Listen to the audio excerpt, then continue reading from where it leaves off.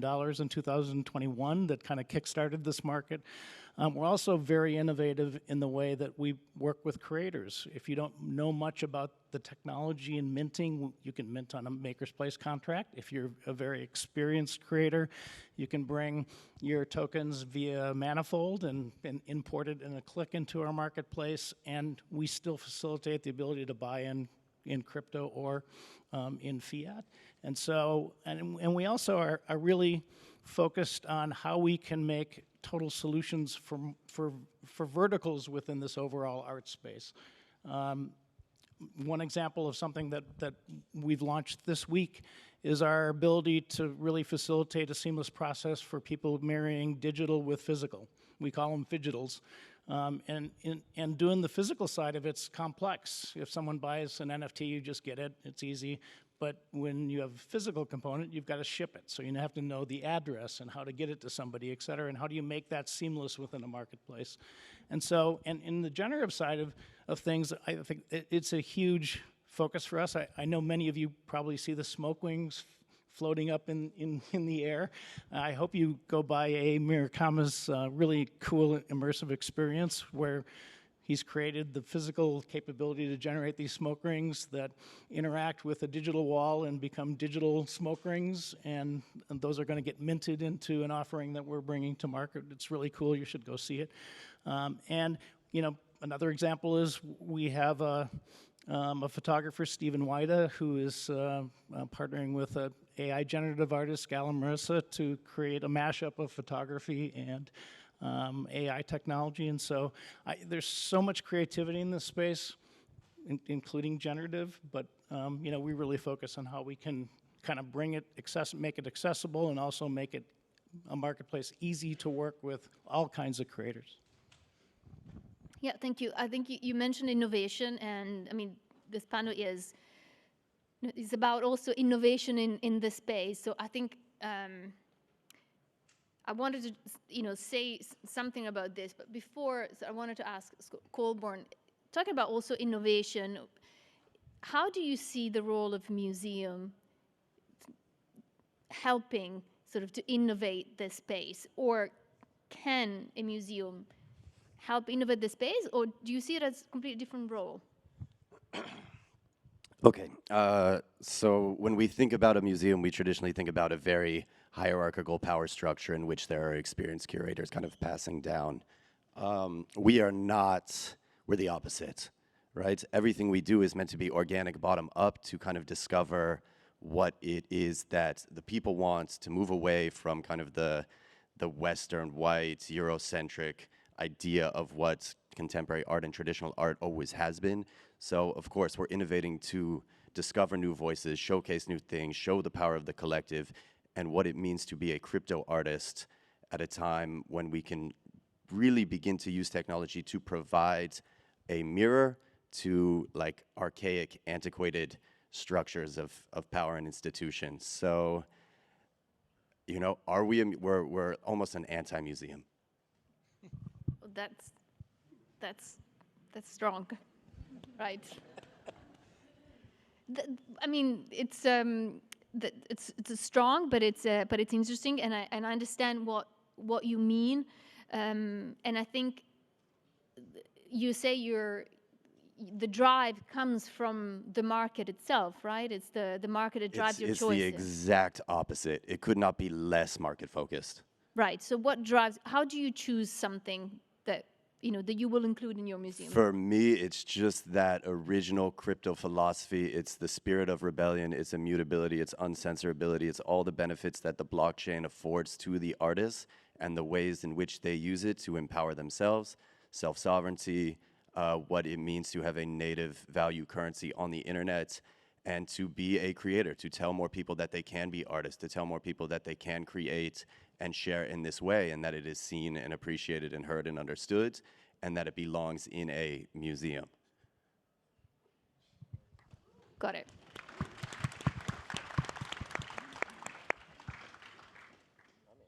All right.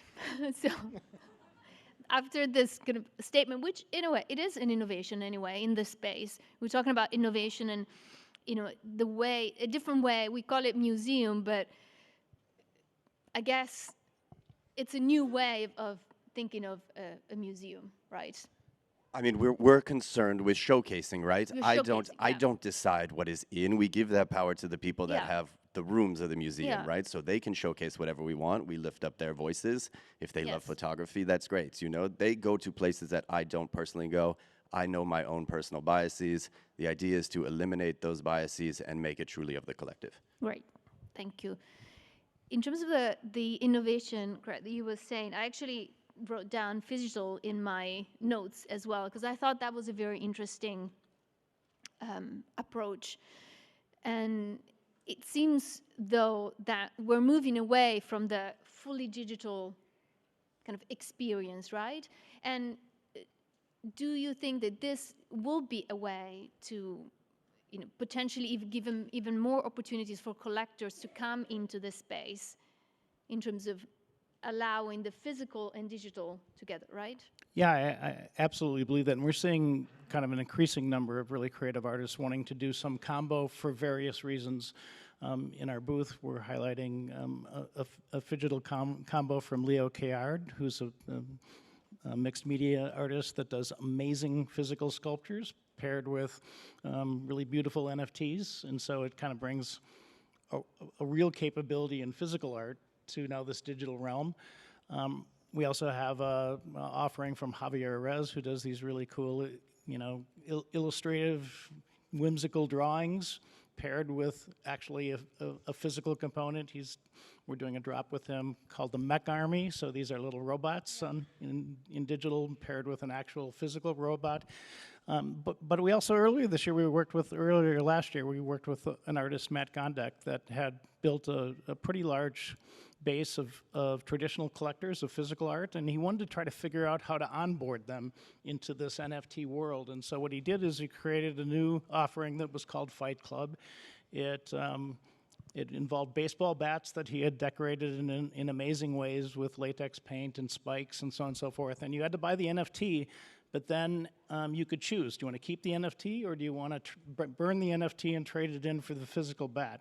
And that created an opportunity for his traditional collectors that had only bought physical things from him to be onboarded into this digital realm.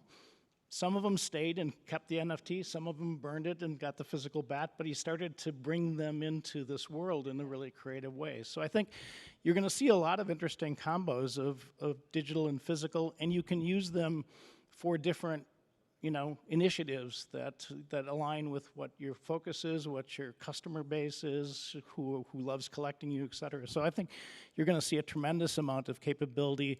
This is not gonna be just a digital world. There's gonna be a lot of mashups in a lot of different directions, and I think this is one that's got a lot of legs right now. Yeah, I agree. This has also been my experience sort of working in a more traditional kind of art world, but obviously, you know, we're also embracing the digital, yep. But you know, sometimes for more traditional collectors, even though they're interested in the fully digital world, it's very hard to sort of to take the leap. And Hugo, I wanted to ask you if, for example, working with more traditional institutions like the Opera or Château de Chambord, how do you find that now, for them, it's a time also of innovation and really going fully digital, or do we still need that intermediate step of going hybrid, half and half? I think they are willing to go fully digital because that's what they are expecting about the space. So I think the main idea is that what they are trying to do is to catch up on what we've been doing for the past 5 years, basically. So they want to, because like all of this innovation about NFTs and stuff was happening in 2018, 2020. And so for now, they are, because they are a big institution, they are a bit late and they need to hop on this a little bit later. But that's really important for the recognition of the space, I think.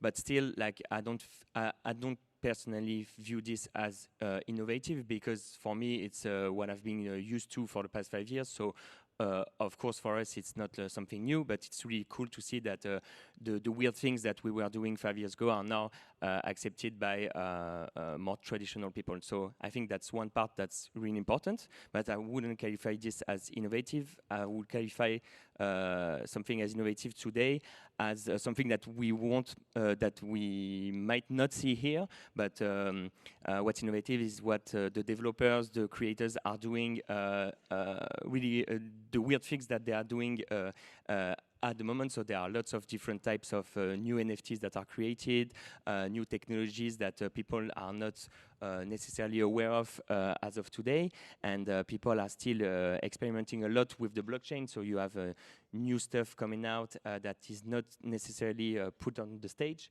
but this is the really innovative space, and to get into this, you need really to get into the community. It's the same spirit as the early days of NFTs, where people were finding this technology really weird, and it was really weird to buy a JPEG. Now you have like new blockchains that, for instance, create NFTs that can be autonomous or interactive. That it's really weird how to collect them because they change over time, but they don't really care about this because they are only innovative people and they're just trying new stuff out, and so if you're really interested in the innovative space, I would definitely recommend to go into this and to get into the rabbit hole of all of the weird things that are going on at the moment, because there are lots of new innovation, especially when there is a dip in the market. Is the time where we see the really weird stuff coming out, because it's only the passionate people that are still working on this, and so it, yeah, yes. so there, I think the word innovative is can really apply to it's like a big word, you know, Yes. and so Yes. what something can be innovative for someone and not for another one. Like another thing that we really laugh about is that so for instance we've been working with AI for the past 5 years, and so the question that rose when we sold an artwork at Christie's 5 years ago are now resurfacing now that ChatGPT is out and that more people are getting into AI. And so we see kind of the same trend. People are seeing new stuff, asking some questions, and finding this innovative, but you have to understand that there are lots of other people that are really used to this technology. And so you have different types of, I guess, perspective of Levels also of understanding the innovation, and I think that's something really important to remember about what's innovation here. You know. No, you're right. I agree. The word of innovation encompasses a lot of things, and we use it a lot.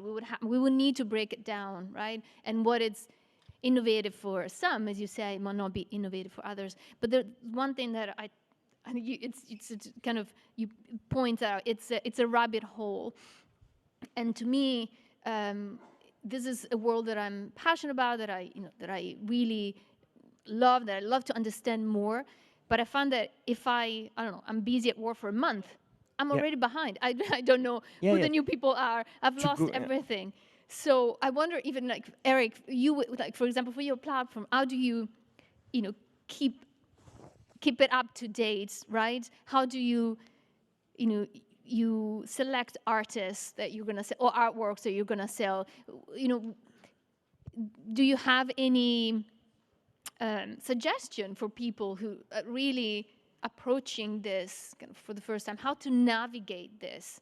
And again, this is also an open question, feel free to jump in if you have any ideas, but this is so true about this communities. If you stay behind for what may think it's like a short amount of time, you have to start from scratch. I think maybe sometimes we undervalue laser focus, because if you are just focused on what you care about and what you're good at and what is important to you, it actually doesn't matter. I mean, we have to be aware of everything that's going on, but it doesn't actually matter. Like, we were just talking about how I'm fascinated by AI. I have been living under a rock for the last 2 years with art blocks. Like, I barely get to do anything that's like recreational outside of just like operating art blocks and also just trying to understand how we're elevating this medium of generative art. I'm incredibly excited about AI. I oftentimes people conflate AI with generative as being kind of the same thing or being within the same range. And I feel like I'm missing out a little bit, but like I also think that there's a huge world to explore just in the medium of generative art, and I have focused entirely, like every ounce of my living, to this thing, and so I don't feel like I'm missing out. Every now and then, like I'll give you this perfect example. There was this project called Wides with the CryptoPunks, and it was this free project where they like made the CryptoPunks really wide, and like I was really disappointed that I missed out on that project. Right? Like it's just like an exploration, but the technology here is a distribution. We are exploring distribution mechanisms. We are exploring product market fit. We're exploring ways to share in ways that we really could never share before. And as long as everything that I'm doing is falling within that exploratory path for generative art, which is, and kind of expanding that into this broader concept of 101 of X, of individuality, I feel like, you know, I'm thankfully surrounded by enough peers that will reach out and be like, hey, you know, make sure to check this out. But ultimately, I think there's not enough laser focus in our space. I think that's part of the problem, is the chasing of the shiny things and feeling like you have to be on top of everything. I think that in the few years, this may not be called NFT Paris. It might just be generative Paris, AI Paris. Like, we're going to start to specialize. We're going to start to focus on the things that mean something to us. We don't have conferences around canvas companies. Like, don't throw conferences, right? Like, this is a technology. Everybody gets to choose the tool set that come from this tool set that they want to use. And if you focus on that, you will find success in this space. And if you don't let yourself chase shiny things, you will find success in this space. And the last thing I'll say, then that leaves it up to, you know, Colborn and other institutions to, like, because, you know, I was saying before, I don't think we give enough value to the collectors in this space. Like, they are the people that have even gotten us to where we are today. And like, it is up to them to kind of maybe have a little bit more of a broader understanding of what's happening in the ecosystem, just to make sure that somebody that's really passionate about something doesn't get left behind and swallowed by the PFP hype in this space. So I think there's a lot there, and obviously I'm very passionate about that, but I think, you know, just focus. Like, it'll go a long way. Thank you. Yeah. I'll add a couple comments on the Yeah. question of how you kind of select good artists and work with them. As a marketplace, we focus on kind of three levels of creators. New people that are just trying to enter the market. We do a lot of what we call accelerators, where we're trying to find a way to onboard new talented people into the marketplace. We recently did a program with Calderon, if you believe it or not, who sponsored an incubator that we ran for brand new female artists who had either never minted or had minted but never sold. And so we took submissions. We had a committee of very talented creators pick the 100 best submissions, and then Calderon placed an $800 bid on every one of their offerings to kind of launch them into the marketplace. We did an accelerator with Osinachi, who's one of the most well-known African artists, to onboard kind of new African artists into the space that he curated and selected what he wanted to highlight. If you go one step above that, let's say you've started to build a career and gotten some success, we actually built a specific program that we called our Emerging Artist Program, where if you're above an enter, you've done more than just enter the market, but you've got some success, we make available to you a certain class of products that can better showcase your offerings, and some of our services that can be used to promote them, et cetera. And then obviously, if you're at the top end of the chain, you're one of the top 20, top 100 NFT creators, we throw the kind of our whole playbook at you in terms of products and services and promotion and live events, et cetera. So we try to really focus on how can we create programs at all levels in the industry, onboarding new creative people, growing careers, maximizing success if you're at the top tier, et cetera, and how we can work at all three levels as a marketplace. Also, I love the comment on the collector side of the business. In our booth, we're actually highlighting a curation from a very well-known collector, Whale Shark, who's a billionaire collector. He's very bullish on photography. Photography hasn't had the biggest footprint in the NFT space, but he believes it's an undervalued asset. We do too.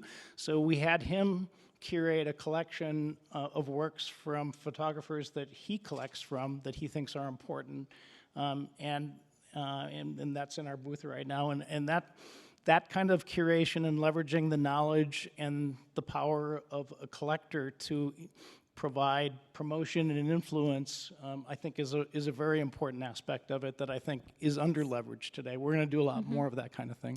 Agreed. So collectors as tastemakers.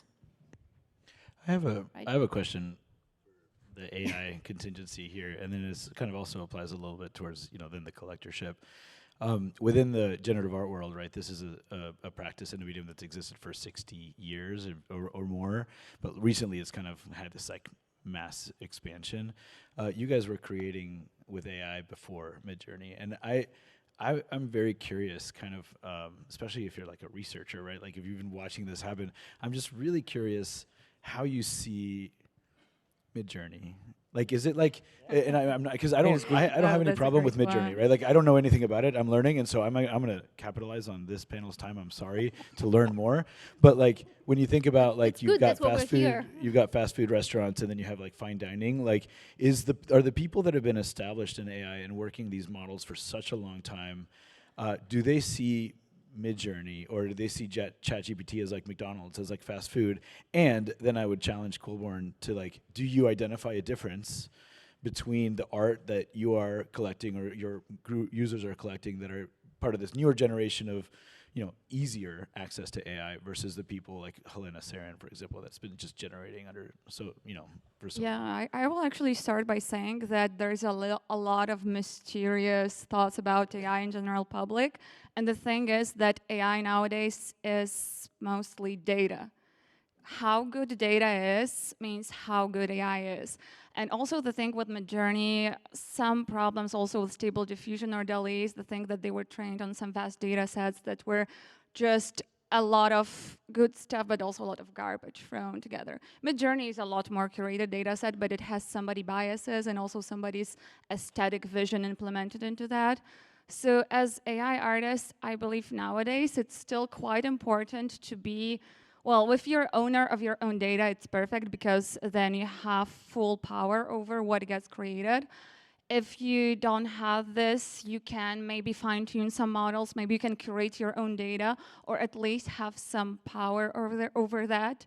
The McDonald's comparison is just lovely. I would actually compare that to maybe smartphones a few years ago and cameras. You could, if you're an amazing artist, you could make amazing photography with anything, with Midjourney, with the first version of VQ GAN. I mean, there are many artists who just use Artbreeder as their first step, and this model is very limited when compared to nowadays standards. So it all comes down to the human behind their vision, their story that they're trying to tell. And yeah, the fact that we have all cameras does not make us photographers, all of us, but photography still exists, so. And so I completely agree with you. That's exactly what I wanted to say. And I would add that, basically, I think that using Midjourney is just like using your camera. So you wouldn't call like someone doing like a very important show with his iPhone, like not an artist. So I really think that what I really wanted to say is that I think it's unhealthy for AI and for AI artists to have an edge over other artists technologically because they have access to like knowledge because they do research or like I have a PhD, but I wouldn't think that disqualify as an edge against other artists. My edge should be the message that I want to talk about, how I can create emotions to the people enjoying the art that I create, and I think it's not healthy to think that because you know something technically, then you are a better artist. And I think this thought is actually true for the rest of the art world, and so. It's actually a positive thing to have Midjourney because now we can now that everyone can create beautiful images using AI. We are going to see who is going to stand out and to do something different. And so I think it's game on. You know, like now you have to prove yourself and you have to create art that really touches people. Colborn, we have a few minutes left, but would you like to comment on the role of collectors, what has been said? You know, I know you want me to throw shade, and I'm not. Oh, no. You know that I don't. And I'm not. Oh, you hate AI art. And I'm I not going definitely- to. But I the question, definitely- I'm gonna throw it back to you, because you would never let an artist go on Art Blocks Curated who has gone to processing.org, taken somebody's model, and kind of changed it to make a beautiful output, right? So this is a really good point. And this is about innovation, right? Because I think innovation these days is how easy it is for the average consumer to do something that might have required 20 years of education before to be able to pull something off. But, you know, this is a constant thing in the generative art world. There's a lot of generative artists that have been just passionate about generative art for 10 years before there was any monetization. There's a lot of programmers, a lot of engineers that, because of generative art's kind of recent rise, were inspired and found that they have a creative side to them and are making brilliant generative outputs.